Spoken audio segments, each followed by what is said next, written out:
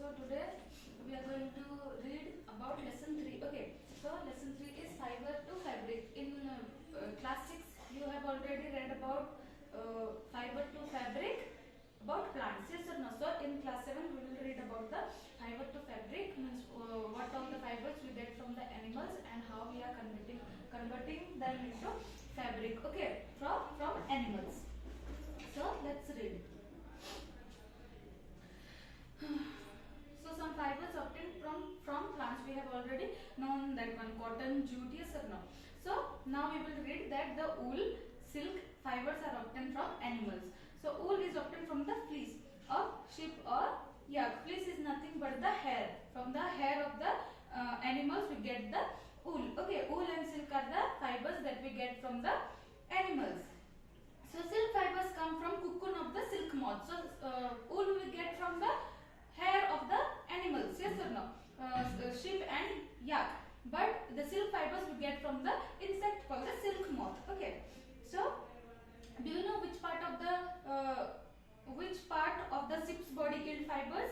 Means the lower part of the body. Okay. Then from the wool what we do? We knit the sweaters, mufflers, socks, yes or no, and from the silk some saris are made, some dresses are made, yes or no. So the silks are woven and converted into sari. Okay. So first is the animal fibers, wool and silk. So animal fibers we have, that is wool and silk, we will read now. Okay. First we will read now about the wool. Wool comes from sheep, goat, yak and other animals. So the wool comes from sheep.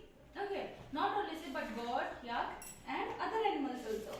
These wool yielding animals bear hair on their body. So these animals have wool type hair in their body. Okay. And do you know why these animals have a thick coat of hair? So why do the animals have thick coat of hair in their body? Because to prevent themselves from the cold weather. Okay. Hair trap a lot of air. Air is a poor conductor of heat, as you know. Okay. So we know that that air is a poor conductor of heat. Okay. It does not conduct heat. So air traps a lot of air. Okay. And it will make the animal feel warm. So hair gives this animal warm. Wool is derived from these hairy fibers. So from their body only the hairy parts that is derived as wool. So the hairy skin of the wool has two types of fiber that forms its fleece. So in the skin of the sheep has two type of fiber. Okay, it forms two type of fiber. First is the coarse beard hair and the line soft under hair close to the skin. So first is the coarse beard hair. Okay, and the next one is the soft under hair close to the skin. So these are the two types of fibers that we get from the sheep. So the fine hair provides the fibers for making wool. So the fine hair that we get, that fiber is made into wool. Okay, some breeds of sheep possesses fine under hair. Their parents are especially chosen to give birth to sheep which have only soft under hair. So some breeds are there in the sheep also. So the professionals they choose, okay, means they will make the fine haired giving sheep, they will make the parents and they will and they are chosen and they give birth to the babies which give the soft under hair. Okay.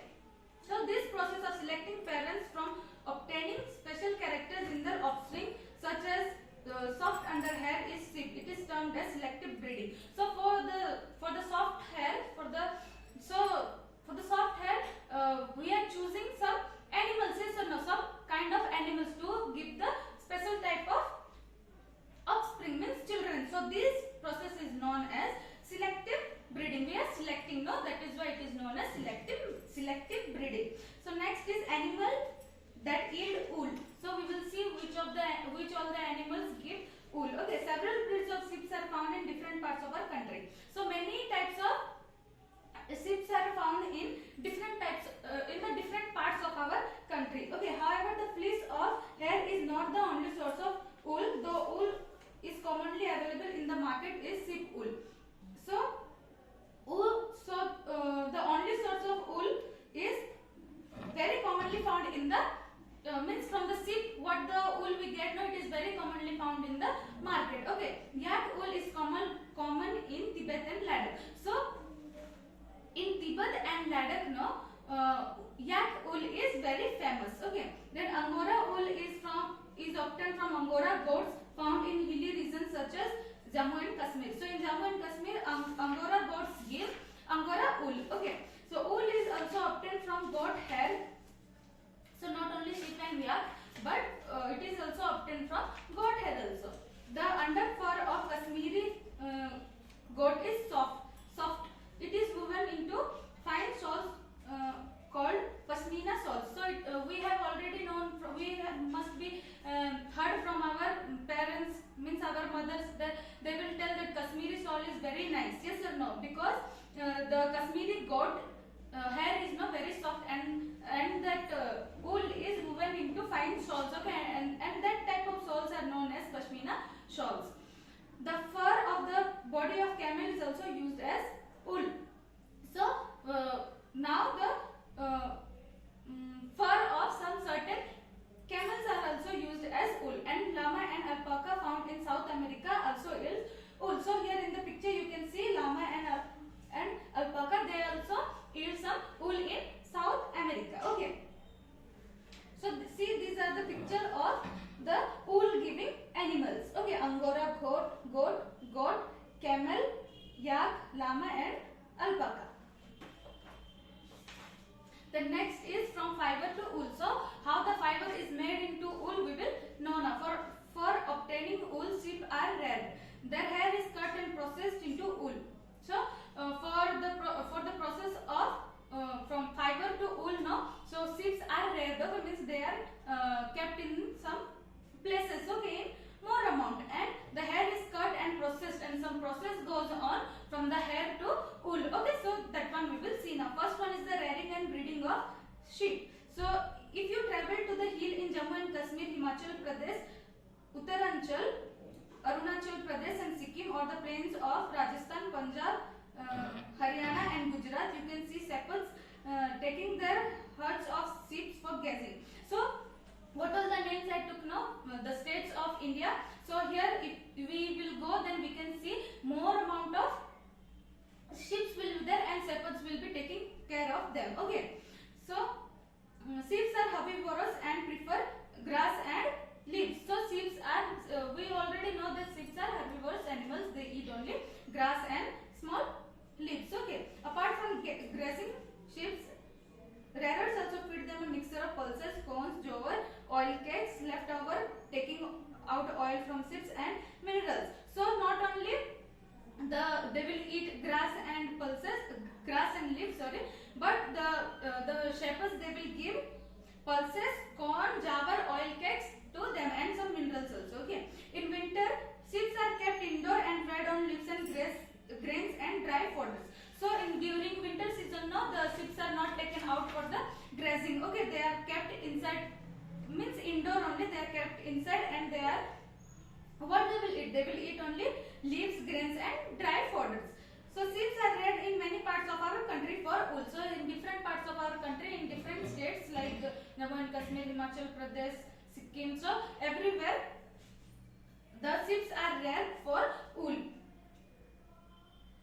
So the name of some breeds of sheep reared in our country for, so here in table 3.1 some breed names are there of the sheep, you can see. Okay, so there are 6 breeds here, it is given, you can see and read. So the quality and texture of the sheep obtained from them is also indicated in the table. So from where, what quality of wool and from which state these sheep are coming, you can see there. Okay, certain breeds of sheep have thick coat of hair on their body which is good quality wool in large quantities. So some certain breeds are also there which have very thick coat of hair in their body, and that is very good quality, and it is very, means we can get it in large quantity also.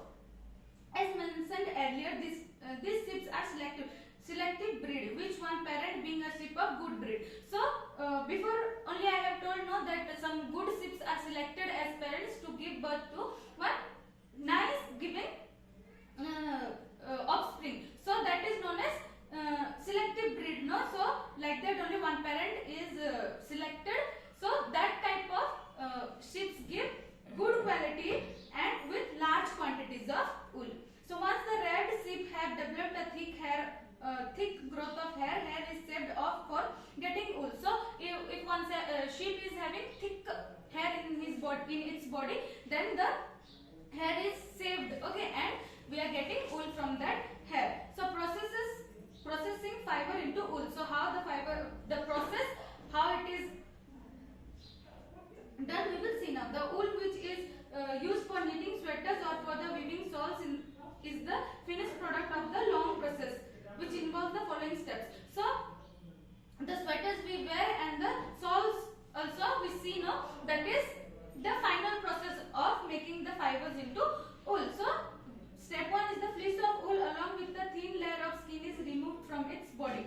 So not only the upper wool it is removed, but the very thin layer of skin is also removed from the body of the sheep. Okay, this process is called shearing. So the process of removing the wool with a thin layer of skin, it is known as shearing. So machines similar to those used by barbers are used to shear hair. So what the barbers they do the shaving in the saloon, not that type of, that is only used for the shaving of the hair of the sheep. Okay, usually hair are removed during the hot weather. So during the hot weather only the hair are removed. This enables sheep to survive without the protective coat of hair. So the hair, what it will do, it will protect the sheep from the cold weather, and so that is why the hair is removed during the hot weather only. So the hair provide woolen fibers. So those hair provides the woolen fibers. Woolen fibers are then processed to obtain woolen yarn. So like that, from the fiber yarn is made. Okay, shearing does not hurt the sheep just as it does not hurt when we get a haircut or your father shaves his beard. So the thin layer of the sheep, thin layer skin of the sheep is removed. No, that does not hurt the sheep also. Like how our fathers, they will shave their beard, no, and how we will get haircut. So like that only, no pain will be there. Because the uppermost layer of the skin is always dead. Okay. Also the hair of the sheep also grow again just as the hair does. So again the hair of the, means the wool that is present in the sheep's body, no, it will grow again. So next step is the shed skin with hair is thoroughly washed in tanks and remove grease, dust and dirt. This is called scouring. So first the shearing of the hair is done from the sheep. Yes or no? The hair is cut. So now in the next step, the shed skin, okay, the wool that is put into large tanks to remove it is washed properly, okay, to remove the grease, dust and dirt. This is called scouring. Nowadays scouring is done by machines. Before people used to do with their hands only. Nowadays it is done by machines. So step 3, after shortening is done, the hairy skin is sent to a factory where hair of different structures are separated or sorted. So first shearing is done, then scoring, then next is shorting. Okay, shorting means we as a human, we have different types of hair style. Yes or no? Means different, some are wavy, some are straight. Yes or no? Like that, the hairy skin will also be like that. So different structure or different texture of hair is removed is sent into the factory to separate them. Okay. The next step, step 4 is the small fluffy fibers called burrs are picked out from the hair. So small fluffy fibers will be there, that is called burrs, and they are picked out from the hair, means they are removed from the hair. Okay. There are some, these are the same burrs which appear on your skins, means in the on the sweaters, sorry. So we will see the small things will be there now in our sweaters. So like that bird, that is called told birds. Okay, same like that only it will be there, and it is removed from the fiber. Okay, the fibers are scored again and dried. This is the wool ready to be dropped into fibers. So again the scoring means washing of the wool. Okay, again it is washed and dried. Then now it is ready to make fibers from the wool. These fibers can be dyed in various colors as the natural fleece of sheep and goats is black, brown or white. So in step 5 the fibers are given color. Okay, but the natural color is of the wool of the sheep or goat is black, brown or white. Okay, then next step is step 6. The fiber are straightened, combed and rolled into yarn. So they will be like, it will be very curly, no? So the fibers are straightened, combed and rolled into yarn. The longer fibers are made into wools for sweaters, and the shorter fibers are spun and woven into woolen cloth. So the long fibers it is taken for making of the sweaters. Okay, and the small fibers means small length fibers, it is spun or woven into the woolen cloth. So next we have learned about the wool sheets and how we get and what we do, what all the process it takes place. Okay, next we will see about the silk. So silk fibers are also animal fibers. Silkworm spins the hair fiber, the silk fibers. Okay, so we get the silk from animal, yes or no? And we get the silk fiber from silkworm. The rearing of silkworm for obtaining silk is called sericulture. So for making of to get the silk from the silkworm, all the rearing will be done like the sheep also. So that process is known as the sericulture.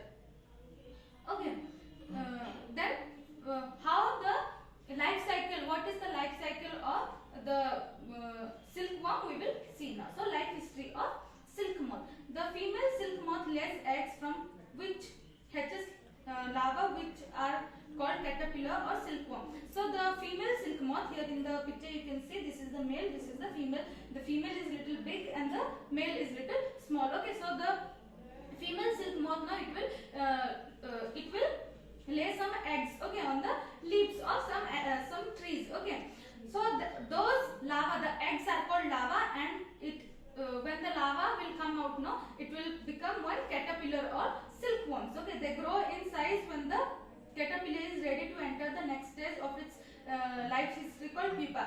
So the caterpillar will be growing only when it will enter into the next stage of its life known as the pupa. It first weaves a net to hold itself. So first it will weave only one net, okay, to hold itself. Then it swings its head from side to side in the figure. So here you can see, okay, here the cocoon is there now. It will weave itself in the through a fiber called the silk. Okay, and it will swing from side to side with its head. Okay.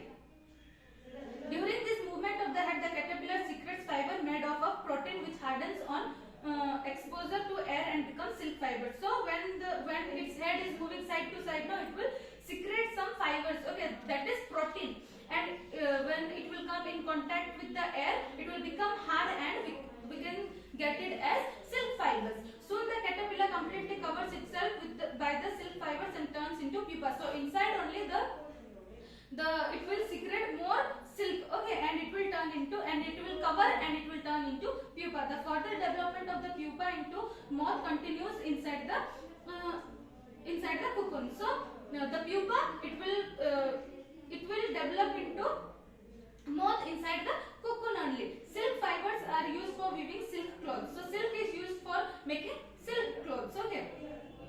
The silk yarn thread is obtained from the cocoon of the silk moth. So the silk yarn, which the silk thread is, we get from the cocoon of the silk moth. Okay, there is variety of silk moths which looks very different from one another, and the silk yarn then they yield in different texture. Okay, texture. So like the sheep also, the silkworms are also are of very different varieties. Okay, and they look different from each other, and the silk fibers also look different from each other in texture.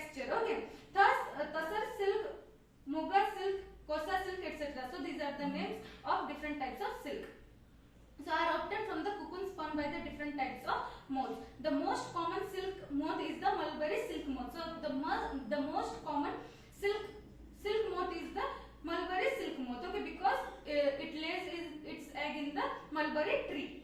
So the silk fiber from the cocoon of this moth is soft, lustrous and elastic and can be dyed into beautiful colors. Because the silk fibers that we get from this mulberry skin silk moth, no, that silk is very soft, lustrous means very shiny, okay, and elastic also, and it can be dyed into different types of colors, so the different beautiful colors. Then sericulture or culture of silkworms is very old occupation in India. So it is the very old occupation of India. Okay, this sericulture. Then India produces plenty of silk on a commercial scale. So India produces a large number of silk fibers, okay, for the commercial use. So next is the from cocoon to silk. So how the silk is made from the cocoon, we will see now. For obtaining silk, moths are red and their cocoons are collected to get silk thread. So to get the silk, no, moths are red, means moths are kept in one place and the cocoons are collected when the moth is there, okay, to get the silk threads. First one is the rearing silkworm. So how to produce the silkworms, we will see now. A female silk moth lays hundreds of eggs at a time. So the female silk moth will lay eggs, about hundreds eggs, okay. The eggs are stored carefully on slips of cloths or papers and sold to silkworm farmers. So the eggs are stored carefully on piece of cloth or paper and it is given to the silk farmers. The farmers keep eggs under hygiene conditions and under suitable conditions of temperature and humidity. So the farmers, they take the eggs, no, they will keep in very good condition, okay, in very clean place and under the suitable condition of the temperature and the humidity should be also be very good, okay. The eggs are warmed to a suitable temperature for the larva to hatch from eggs. So the temperature should be little warm, okay, for the eggs to hatch into larva. This is done when mulberry trees bear a fresh crop of leaves. So this is done when the mulberry tree is there, no, there the fresh leaves will be grown. The larva called caterpillar or silkworms eat day and night and increase enormously in size. So what the caterpillar will do, it will eat day and night, it will be eating only, and the size of the caterpillar will be increasing day by day. So the larvae are kept in clean bamboo tray along with freshly chopped mulberry leaves. So the larvae are also kept in the bamboo trees also with the chopped mulberry leaves. So after 25 to 30 days, the caterpillar stop eating and move into a tiny chamber of bamboo in the tray to spin cocoons. So in the chamber of the mulberry trees, no, after 25 or 30 days, the caterpillar will go and it will spin cocoons around itself, okay. Small racks or twigs may be provided in the trays to which cocoons get attached. The caterpillar or silkworm spins the cocoon inside which develops the silk moth. So some twigs or some racks are provided in the bamboo, so the caterpillar or the silkworm, it will go and spin cocoons inside and develop into pupa. So next is the processing silk. A pile of cocoons is used for obtaining silk fiber. So more number of cocoons are used for obtaining to get the silk fibers. The cocoons are kept under the sun or boiled or exposed to steam. So the cocoons are kept under the sun or boiled, or it is means exposed to steam also. The silk fiber separate out. So when the cocoons are kept under the sun or boiled, no, the fibers, it will separate out. The process of taking out the threads from the cocoon to use as silk is called reeling the silk. So the process of getting the silk thread from the cocoon is known as the reeling the silk. So reeling is done in special machines which unwind the threads or fibers of the silk from the cocoon. So the reeling is done with the help of special machines, okay.